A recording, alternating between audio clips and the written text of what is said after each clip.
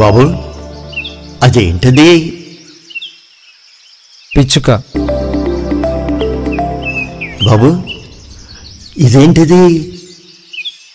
పిచ్చుక నాన్న, పిచ్చుక. పిచ్చుక.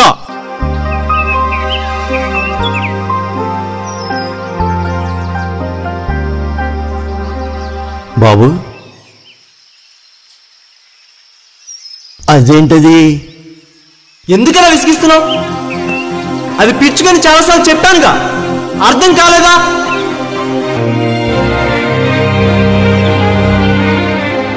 ఎక్కడికి వెళ్తున్నావు?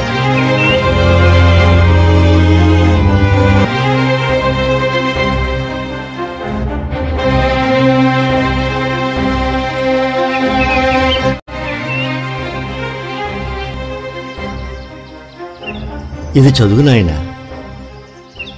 20 సంవత్సరాల క్రితం నేను నా కుమారుడు ఇదే గార్డెన్లో కూర్చున్నాం. కొంచెం గట్టిగా చదువు బాబు. మాకు ఎదురుగా ఒక పిచ్చుక వచ్చినప్పుడు అది ఏమిటి నాన్న అని 21 సార్లు అడిగాడు.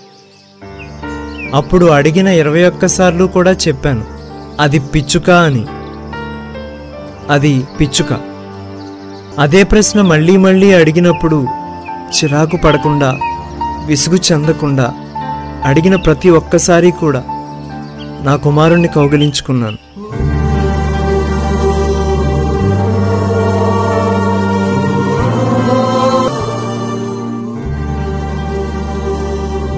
పెద్దయిన తర్వాత మరింత ఆరోగ్యంగా నువ్వు ఉండాలంటే, ఆయుష్ పెరగాలంటే కన్నటువంటి తల్లిని తండ్రిని సన్మానించు.